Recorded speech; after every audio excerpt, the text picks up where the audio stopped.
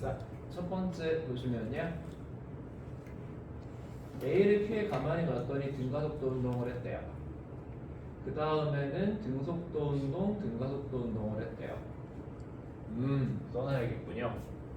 그래서 A가 처음에는 0으로 출발을 해서 2V로 지나갔을 거고, 그 다음에 0에서 2V로 다시 2V로 인 거죠.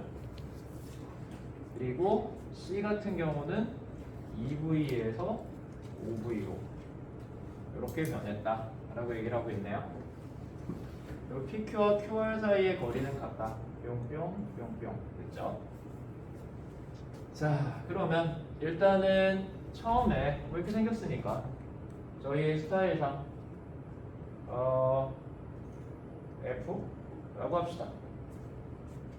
자, 그리고 이쪽은 같은 빗면에 M, EM이잖아요.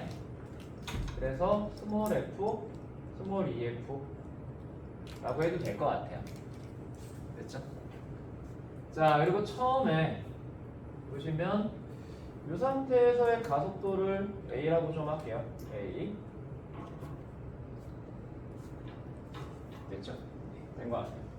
자, 그러면 일단 첫 번째 상황에서 저희가 식을 써보면 뭐라고 할 수 있냐면 3F에 빼기 라지 F가 라지 M 더하기 3M의 A다 라고 얘기를 할 수 있겠죠? 그렇죠? 자, 그리고 나서 두 번째 상황을 보시면 이번에는 등속도 운동을 해요.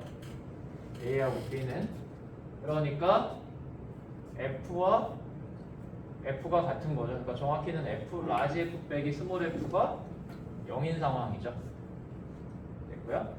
그 다음에 이제 C에 대해서만 식을 세워보면 C 같은 경우는 C는 자 EF가 작용을 할 거고 EF는 EM 곱하기 뭐라고 할까요? A 다시다?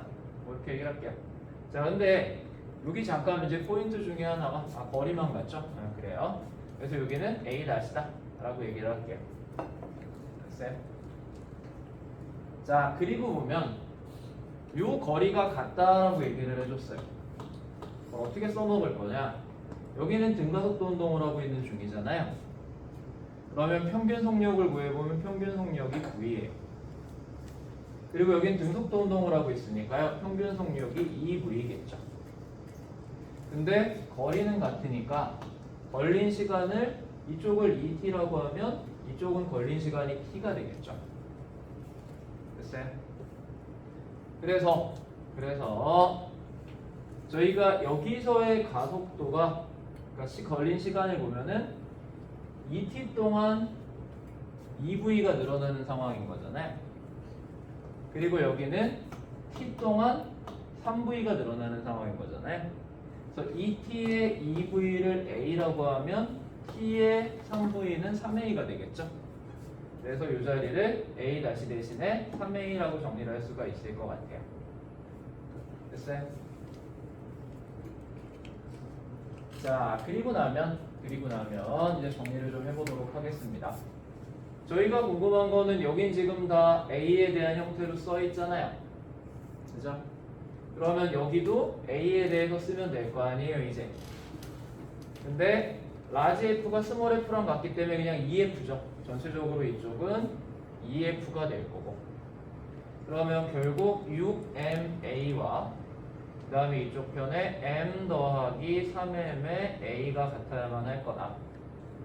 그러니까 라지 M은 3M이다 라고 얘기를 해주시면 되죠. 됐어요?